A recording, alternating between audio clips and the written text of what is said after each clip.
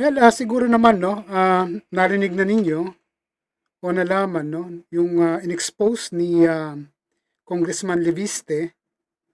Ito yung, Kiko Barsaga 2.0 eh 'no. Well anyway, sinabi niya na merong, Christmas bonus ang mga kongresista na tagda ₱2 milyong 'no. Ah, nakaka nakakawala ng, respeto 'no, itong mga kongresista natin ano. Lalong-lalo na yung mga pamunuan. Pagka tatingnan ninyo, karamihan diyan actually hindi naman talaga nagtatrabaho, eh. Yung iba nga halos, ilang araw 'no, na uma-absent 'no, sa kanilang mandato na at least umattend man lang 'no, diyaan sa mga congressional sessions. Pero, ilan sa kanila 'no, halos well, mangilan-ngilan lang siguro yung nakakakumpleto 'no, ng attendance diyan. Tapos pagka ganitong mga break, mahabaan 'yan, magkakaroon pa sila ng mga bonus na ganyang kalalaki. Samantalang 'no, yung mga simpleng manggagawa, tayo, 'di ba? Ah, Magka-bonus man, of course pinagpaguran talaga 'no, pinaghirapan natin. Well, hindi lang 'yan 'no, sinundan pa 'yan ng expose 'no, ni, Congressman Tiangco na hindi lang pala Christmas bonus. Tuwing break pala ng Congress, nakakatanggap pala yung mga kongresista sila 'no, ng at least ₱1.5 million.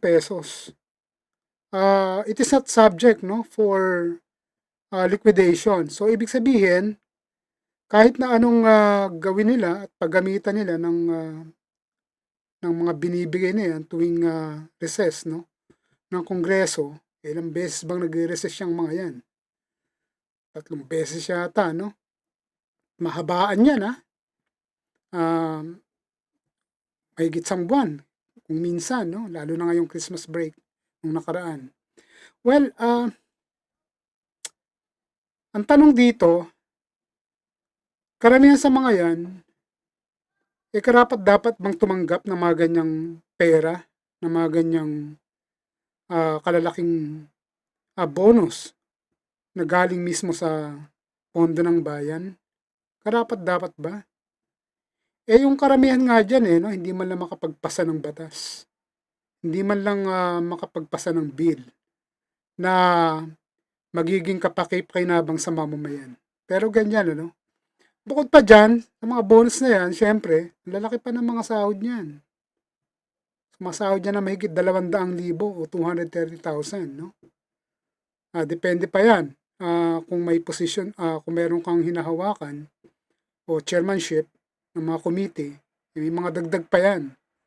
So ganyan po 'no. Kaya, hindi mo maiiwasang isipin 'no, na kaya, nag tawag dito, nag-iisip 'no, yung mga lalong-lalo na sa ehekutibo, sa mga finance department 'no, na mag-formulate ng panibagong mga buwis na kung saan siyempre ang tatamaan niyan lahat tayo. Tapos, sa kanila lang mapupunta 'no, sa kani-kanilang mga kapritsyo lang nila 'no, bonus, lalaki ng sahod. Tapos, hindi pa sa kanila, uso 'no, yung no work, no pay. So, katulad niyan ni Bato, isang buwan na yatang hindi pumapasok 'yan. Pero buong-buo ang sahod niya 'no, na mahigit ₱230,000.